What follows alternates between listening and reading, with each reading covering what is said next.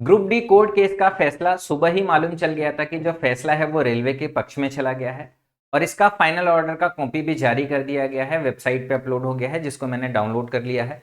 और इस final order में क्या लिखा हुआ है, कैसे लिखा हुआ है, इसको हम लोग चर्चा करने वाले हैं। साथ के साथ ये है कि अब आरआरबी ग्रुप डी का एग्जाम कब से हो सकता है इसके बारे में भी बात करेंगे और आपको क्या करना चाहिए इसके बारे में भी बात करेंगे। इसमें एक बड़ा सवाल यह है कि अगर ये फैसला रेलवे के पक्ष में आया है तो जो बच्चों ने याचिका दायर की थी, जो आईटीआई वाले बच्चे थे, क्या वो हाई कोर्ट में फिर से याचिका दायर करेंगे? अगर वो फिर से याचिका दायर करेंगे तो क्या फिर से इस वैकेंसी पे स्टे लगेगा? क्या परीक्षाएं हमारी देर से स्टार्ट होंगी? इसके बारे में बहुत सारे बच्चों के मन में सवाल है, तो हर चीज पर हम लोग बात करने वाले हैं। तो चलिए सबसे पहले स्टार्ट करते हैं। ये जो ऑर्डर आया है ये बहुत बड़ा ऑर्डर है। इस ऑर्डर में सारी की सारी बातें लिखी होती हैं, डिटेल में लिखी होती है। 18 पन्ने का ऑर्डर है, अगर आप पढ़ोगे तो बहुत लंबा है। इसमें सारी बातें लिखी हैं कि जिसने भी ये याचिका दायर की उसके क्या कंसर्न थे। जिसने याचिका दायर की उसने कंसर्न ये रेज ये किया था कि जब भी आप एग्जाम का नोटिफिकेशन निकालते हैं तो एग्जाम के नोटिफिकेशन के बाद में आप भर्ती प्रक्रिया में बदलाव नहीं कर सकते। रेलवे ने 28 दिसंबर को एक इंडक्टिव नोटिस निकाला था जिसमें उसने ग्रुप डी की भर्ती की बात की थी। वहां पे उसने एलिजिबिलिटी का कोई भी बात नहीं किया था। उसके पहले जो एलिजिबिलिटी के कई सारे नोटिस के थ्रू रेलवे बता चुका था कि जो ग्रुप डी की भर्ती प्रक्रिया होनी है इसमें 10th प्लस आईटीआई होना है। तो 28 तारीख को जो नोटिस जारी हुआ वहां पे कोई भी क्वालिफिकेशन नहीं था। उसके बाद में जब 22 तारीख को फुल नोटिफिकेशन आता है तो उसमें आईटीआई और 10th दोनों लोग को एलिजिबल कर दिया गया था। इसी बेस पे याचिका दायर की थी आईटीआई वाले बच्चों ने कि नोटिस निकालने के बाद इन लोगों ने भर्ती प्रक्रिया में बदलाव किया है, जो कि भर्ती प्रक्रिया के प्रोसेस में गलत है, ये रूल के खिलाफ है और इसी में एक कोर्ट केस हुआ था। लेकिन अभी जब इन सारी की सारी दलीलों पे चर्चा हुई, जैसे आपने पुराने वीडियोस में भी देखा होगा कि जो कोर्ट में जज हैं वो सीधे सीधे रेलवे वाले के वकीलों को कह रहे हैं कि अगर आप 28 तारीख को नोटिस निकाल लो तो इसका मतलब ये है कि 28 तारीख से आपकी भर्ती प्रक्रिया स्टार्ट हो रही है। लेकिन रेलवे वाले जुटे हुए थे और जज साहब को मनाने में लगे हुए थे कि यह भर्ती प्रक्रिया 28 तारीख से नहीं 22 तारीख से स्टार्ट हुई है। और इस चीज को साबित करने के लिए उन्होंने बहुत सारे अपने दस्तावेज लगाए, बहुत सारी बातें रखी, बहुत सारे प्रूफ दिए और उसके बाद फाइनली आज जाके 12 तारीख को इसका ऑर्डर आ गया है। और इस ऑर्डर में बहुत सारी बातें लिखी हैं। आप बहुत सारी बातों को आप चाहे तो रीड कर लीजिएगा, लेकिन मैं सीधे सीधे लास्ट पेज पे चलता हूं जहां पे इसका ऑर्डर लिखा हुआ है, जो आपके काम की बात है। सारी की सारी बातें मैंने एकदम शॉर्ट वे में बता दी। इसमें डिटेल में लॉ के टर्म में सारी की सारी बातें लिखी हुई हैं। जो सबसे आखिरी पन्ना है उसमें ये सारा का सारा इंफॉर्मेशन दिया हुआ है कि ऑर्डर क्या है। तो मैं सीधे सीधे वहीं चलता हूं। ये सबसे आखिरी पेज है जहां पे ये सिग्नेचर वगैरह है, इसके आखिरी में यहां पे लिखा हुआ है। अब देखो यहां पे सारा का सारा इंफॉर्मेशन दिया हुआ है। इसी को मैं आपको पढ़ के एक एक करके लाइन बाय लाइन सुनाता हूं, जिससे आपको बहुत अच्छी तरीके से समझ में आएगा कि फाइनली हुआ क्या है।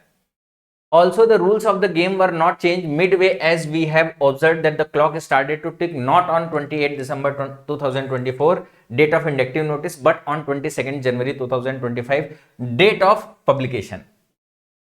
इनका ये कहना है कि जो जज साहब हैं उन्होंने ये महसूस किया है कि जैसे इसमें ये हुआ था कि गेम स्टार्ट करने के बाद में आप रूल नहीं चेंज कर सकते, तो ये कहना चाह रहे हैं कि इन्होंने ऑब्जर्व किया कि गेम के रूल बाद में नहीं बदले गए हैं। Observe that the clock started to tick not on 28 December, कि मतलब जो गेम है वो 28 दिसंबर से तो स्टार्ट ही नहीं हुआ था। गेम की जो स्टार्टिंग है वो 22 जनवरी से हुई है। वो ये कहना चाह रहे हैं कि जो भर्ती प्रक्रिया है वो 28 दिसंबर से तो स्टार्ट ही नहीं हुआ है। भर्ती प्रक्रिया जो स्टार्ट हुई है वो 22 जनवरी से स्टार्ट हुई है। इंडक्टिव नोटिस को ये लोग डेट ऑफ एप्लीकेशन मान ही नहीं रहे हैं कि इस दिन से भर्ती प्रक्रिया स्टार्ट होती है। वो भर्ती प्रक्रिया उसी दिन से मान रहे हैं जिस दिन से फुल नोटिफिकेशन जारी होता है, डेट ऑफ पब्लिकेशन, जिस दिन पे आपका फुल नोटिफिकेशन जारी हुआ। अब इन्होंने इसके लिए क्या क्या फैक्ट बताया जज साहब ने अपने भी। भाई जज साहब ऐसे नहीं कह सकते कि नहीं ये हम 22 तारीख से मानेंगे 28 तारीख से नहीं मानेंगे। भाई उनको भी तो बताना पड़ेगा, समझाना पड़ेगा उन्होंने क्या इन सारी बातों से क्या तर्क निकाला, क्या उनके पास में साक्ष्य है जिसके हिसाब से वो कहना चाह रहे हैं। तो ये कहना चाह रहे हैं कि we have observe that UPSC, railway etcetera follow the same rule, same practice of advance notice to alert the applicants, but this is no way signifies that the advertisement for recruitment had been issued on the date of inductive notice।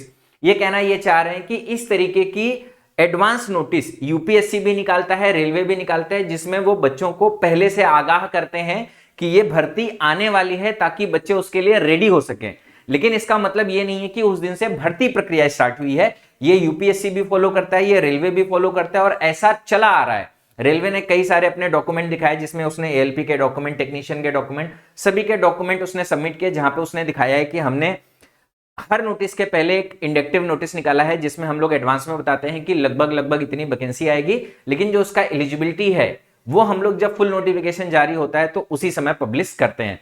तो इस base पे जज साहब को ये लगा कि ये जो 28 दिसंबर और 22 जनवरी का नोटिस है, इसमें 28 दिसंबर को जो नोटिस आया है वहां से भर्ती प्रक्रिया ना स्टार्ट होकर 22 जनवरी से भर्ती प्रक्रिया स्टार्ट हुई है, और अगर 22 तारीख से भर्ती प्रक्रिया स्टार्ट हुई है तो रेलवे ने जो कोई भी रूल है वो 22 के बाद चेंज ही नहीं किया है। For all practical purpose, the date of issue of the recruitment advertisement would be counted as 22 जनवरी 2025। मतलब जो भी आपकी भर्ती प्रक्रिया स्टार्ट हो रही है वो सारा का सारा रिक्रूटमेंट 22 जनवरी से माना जाएगा। और अगर ये ऐसा होता है 22 जनवरी से माना जाएगा तो the minimum education qualification for general grade 1 post were change with 10th pass plus ITI और एनसीए इक्विवेलेंट टू 10th पास और आईटीआई और एनसीए इक्विवेलेंट ऑन 2 जनवरी 2025। ये जो चेंज किया था रूल, इन लोगों ने 2 जनवरी 2025 को चेंज किया था। हालांकि ये जो है वो 28 दिसंबर के बाद चेंज है, लेकिन ये चेंज 22 जनवरी के पहले, और 22 जनवरी से ये माना जा रहा है कि भर्ती प्रक्रिया स्टार्ट हो रही है, इसलिए इन्होंने नोटिस निकालने के बाद में रूल में कोई भी चेंज नहीं किया है। और जो भी एजेंसी भर्ती निकालती है ये उसका राइट है, ये उसके पास में अधिकार है कि वो किसी भी भर्ती प्रक्रिया के लिए अपना रूल बना सकती है और उस रूल से भर्ती निकाल सकती है। हाँ, ये रूल नहीं है कि भर्ती निकालने के बाद नियम बदल दो। तो इन्होंने ये प्रूफ कर दिया है कि इन्होंने भर्ती निकालने के बाद रूल नहीं बदला है, रूल पहले ही अप्लाई कर दिया था और उसी रूल से इन्होंने भर्ती प्रक्रिया स्टार्ट की और वो अभी भी चल रहा है। तो ये सारा का सारा डिटेल यहां पे लिखा हुआ है। We therefore of the considered opinion that the balance of the convenience in this case lies within the respondents the instant OA का मतलब ये केस का जो होता है ओरिजिनल एप्लीकेशन, मिसलेनियस एप्लीकेशन, इसका शॉर्टर वर्जन है, is devoid of merit deserves to be dismissed। बस यही लाइन से मतलब है, dismissed हो गया है and is accordingly dismissed। मतलब अब क्या किया गया है कि जिसने भी याचिका लगाई थी, डिसमिस किसको करेगा, जो याचिका लगाएगा उसी को डिसमिस किया जाएगा।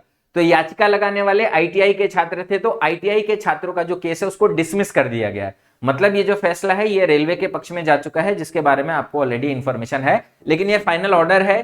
किस बिहाफ पे जज साहब ने क्या बातें बोली हैं ये आपको बहुत अच्छे से समझ में आ गया है। अब इसके बाद क्या होने वाला है ये भी बहुत सारे बच्चों को ऑलरेडी क्लियर होना स्टार्ट हो गया होगा कि जो आईटीआई पक्ष के वकील हैं, जो आईटीआई पक्ष से जिन बच्चों ने याचिका दायर की, उनकी तरफ से ये इंफॉर्मेशन आ गया है कि वो लोग हाई कोर्ट में अब जाएंगे। अब जैसे ये जो फाइनल ऑर्डर आया है, अब इसको लेके दोनों लोग को हाई कोर्ट ही जाना है। रेलवे हाई कोर्ट इसलिए जाएगा क्योंकि उनको स्टे हटवाना है, और आईटीआई वाले छात्र हाई कोर्ट इसलिए जाएंगे कि अगर उनको दोबारा से इस भर्ती प्रक्रिया में उनको अगर ये चीज से संतुष्टि नहीं हुई है तो वो हाई कोर्ट जाएंगे। लेकिन इस दौरान रेलवे क्या करेगा, अब रेलवे जैसे ही वैकेंसी से स्टे हट जाएगा, रेलवे अपनी भर्ती प्रक्रिया को स्टार्ट कर देगा। आपको ऑलरेडी मालूम है कि रेलवे चाहता है कि ये 17 नवंबर से ही एग्जाम होना चाहिए, इसीलिए उसने आखिरी में बहुत जल्दी बहुत सारे हियरिंग कराई, बहुत सारे जल्दी रिजल्ट की बातें की, और वो बहुत सारे नोटिस भी उसने निकाले, एग्जाम डेट का नोटिस निकाला, एप्लीकेशन स्टेटस का नोटिस निकाला, और जाके कोर्ट में भी ये बात बताई कि जो ग्रुप डी की भर्ती प्रक्रिया है इसकी सारी की सारी तैयारियां हो गई हैं। कोर्ट से निवेदन किया कि इस भर्ती को 17 नवंबर से होने दिया जाए, लेकिन अभी काफी लेट हो गया है। तो अब जब तक रेलवे कोई ऑफिशियल नोटिस नहीं निकालता तब तक अपने को एग्जैक्ट सिचुएशन नहीं मालूम चलेगी कि किस डेट से एग्जाम होगा। जहां तक उम्मीद यह है कि 17 नवंबर से एग्जाम नहीं होगा, लेकिन रेलवे फिर भी ये चाहेगा कि एग्जाम जल्दी से जल्दी हो जाए। अच्छा, अगर मान लो रेलवे ने भर्ती प्रक्रिया में एग्जाम डेट जारी कर दिया, एग्जाम कराना स्टार्ट कर दिया, और अगर इसके बाद आईटीआई वालों छात्रों अगर हाई कोर्ट गए तो क्या ऐसा होगा कि स्टे लग जाएगा? अब देखो ये बात की बातें हैं। अगर एक बार भर्ती प्रक्रिया स्टार्ट हो गई, अगर एक बार आपका एग्जामिनेशन स्टार्ट हो गया, तो हाई कोर्ट अगर स्टे लगाएगा तो सुनवाई चलती रहेगी और इधर के प्रोसेस भी चलते रहेंगे, और प्रोसेस के बाद जो फाइनल कंक्लूजन होगा उसके हिसाब से हो सकता है ज्वाइनिंग मिले, और ऐसा भी हो सकता है कि हाई कोर्ट भी जो कैट कोर्ट का फैसला है उसी को मानते हुए आगे बढ़ जाए। कैट कोर्ट के कई सारे बेसिक पॉइंट्स थे जिनके बेस पे इन्होंने ये सारा का सारा फैसला सुनाया है। उसमें एक बेसिक पॉइंट हमेशा ये रहता है कि क्या किसी भी छात्र को नुकसान हो रहा है क्या।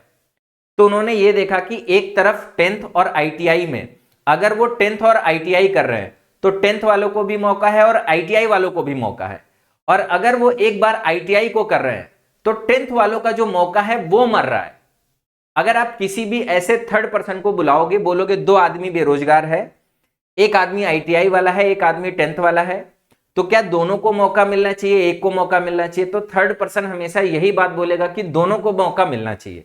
अगर किसी भी तरीके से ऐसा हो सकता है कि दोनों को मौका मिलना चाहिए तो वो हमेशा उसके फेवर में रहेगा। ऐसा जनरली हो सकता है। तो हो सकता है कि आगे हाई कोर्ट में भी ऐसा हो जाए कि वो भी इसी फेवर में हो जाए कि 10th और आईटीआई हो जाए। मीनवाइल आप सारे के सारे बच्चे क्या कर सकते हो, चाहे आप 10th से हो चाहे आप आईटीआई से हो, आपको अपनी तैयारी करते रहना है, क्योंकि रेलवे की भर्ती प्रक्रिया अगर स्टार्ट हो गई, अगर आपने पढ़ाई नहीं की, आप खाली इस चीज में लगे रहे कि आईटीआई वाले सिलेक्ट होंगे या 10th वाले सिलेक्ट होंगे या बाद में हमारा कैंसिल हो जाएगा, 10th वाले ऐसा सोचे कि पता चले बाद में हमारा कैंसिल हो जाएगा, हम तैयारी ही ना करें, बाद में मान लो फिर से फैसला अगर रेलवे के पक्ष में आ गया तो 10th वाले एलिजिबल रह जाएंगे, तो उनका नुकसान हो सकता है।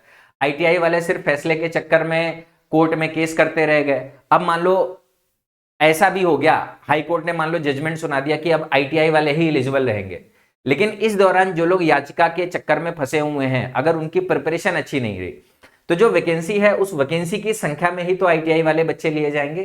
क्या उनसे ज्यादा बच्चे लिए जाएंगे आईटीआई वाले? नहीं। तो जितने बच्चे पढ़ के उस 35,000 में आ जाएंगे, बस उतने ही बच्चों का तो सिलेक्शन होगा ना, तो बाकी बच्चे बाहर हो सकते हैं। तो आपको जो भी नोटिस है उस पर भी ध्यान रखना है कि क्या नोटिस आ रहा है, क्या करना है, साथ के साथ अपनी पढ़ाई को भी जारी रखना है। इसके लिए माई पाठशाला आपको किस तरीके से मदद कर सकता है, तो मैं बता दूं, ऑलरेडी आज से आपकी क्लासेस स्टार्ट हो रही हैं। सबसे पहले आज आपकी साइंस की क्लास ऑलरेडी इसका इवेंट लगा हुआ है रात में 8 बजे, और बाकी क्लासें आपकी कल से स्टार्ट हो जाएंगी, जिसमें आपकी सबसे पहली क्लास रहेगी रीजनिंग की शाम को 6 बजे। ये सारी की सारी क्लासें आपकी ग्रुप डी के लिए स्टार्ट हो जाएगी, डेडिकेटेड सारे के सारे जो प्रैक्टिस सेशन चल रहे थे वापस से स्टार्ट हो जाएंगे। जीके जीएस की भी क्लास आपकी हम लोग स्टार्ट करा रहे हैं। बहुत सारे बच्चे बार बार बोल रहे थे कि सर जीके जीएस की भी क्लास स्टार्ट कर दो, तो जीके जीएस की भी क्लास स्टार्ट हो जाएगी। ये क्लास चलेगी शाम को 7 बजे, और इसके बाद में सबसे आखिरी में मेरी क्लास चलेगी रात के 9 बजे 9 पेपर। तो आपको सारे के सारे सब्जेक्ट की क्लास, साइंस के आपके 25 क्वेश्चन की क्लास, रीजनिंग के आपके 30 क्वेश्चन की क्लास, जीके के आपके 20 क्वेश्चन की क्लास, और मैथ में आपके 25 क्वेश्चन की क्लास, इनकी लगातार आपकी प्रैक्टिस चलना स्टार्ट हो जाएगी। और ये सारी की सारी प्रैक्टिस मॉडल पेपर बेस्ड रहेगी, मतलब एक्सपेक्टेड प्रैक्टिस सेट रहेंगे, जो आपके एग्जाम में आने के जिन क्वेश्चंस के चांसेस बहुत ज्यादा रहेंगे। तो आप सारे के सारे बच्चे चैनल को फटाफट सब्सक्राइब कर लो, इवेंट लग गए हैं इनको आप नोटिफाई करके रख लो, और ये टाइम आप अपने पास में नोट करके रख लो। हाँ, अगर कोई बच्चा ऐसा है जिसका बेसिक वगैरह बहुत कमजोर है, तो माई पाठशाला पे उड़ान बैच है, उस उड़ान बैच को भी आप साथ के साथ पढ़ाई कर सकते हो, रिविजन कर सकते हो, और यहाँ पे आप प्रैक्टिस भी कर सकते हो। अगर किसी को किसी भी तरीके का इंक्वायरी करना है तो एक मैं नंबर लिख रहा हूं, इस नंबर पे भी आप कॉल कर सकते हो।